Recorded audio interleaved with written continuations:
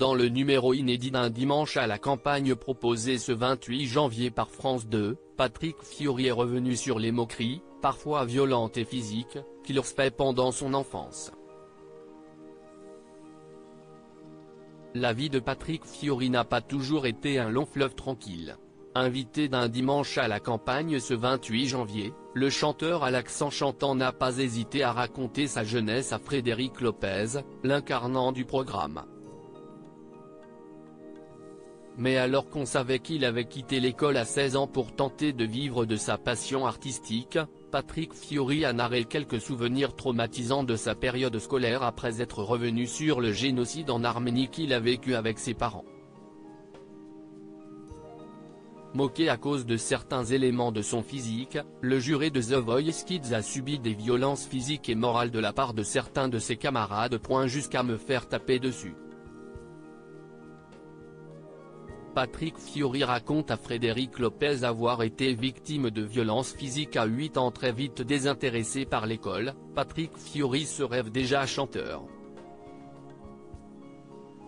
Dès 8 ans, l'enfant né d'une mère corse et d'un père arménien commence à gratter ses premiers textes. C'étaient des textes en bois, sourit-il. Pourtant, il prend déjà le pli de narrer ses blessures intimes.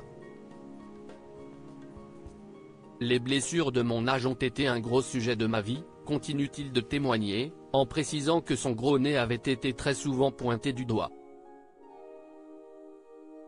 Si est-il arrivé jusqu'à me faire taper dessus, se souvient-il de cette période peu évidente pour lui.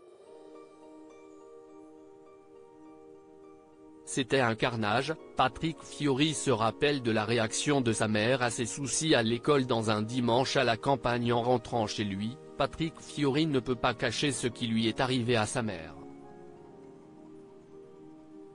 Elle voit les marques d'une main sur mon visage, se remémore-t-il. Et alors qu'il raconte ce qu'il s'est passé, sa mère, assez énervée, décide de l'accompagner pour régler le problème. Elle n'aurait jamais dû venir. C'était un carnage.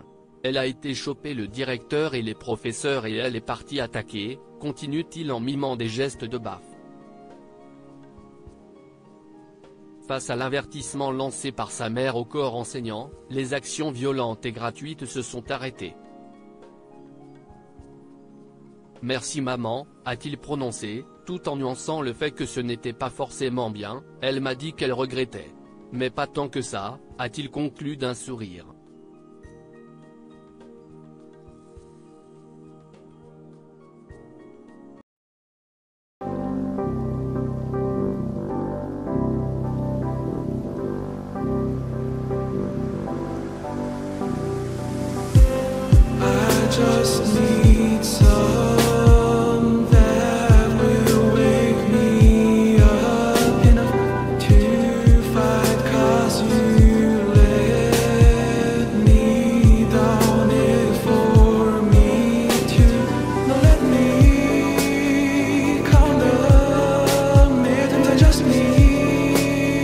Someday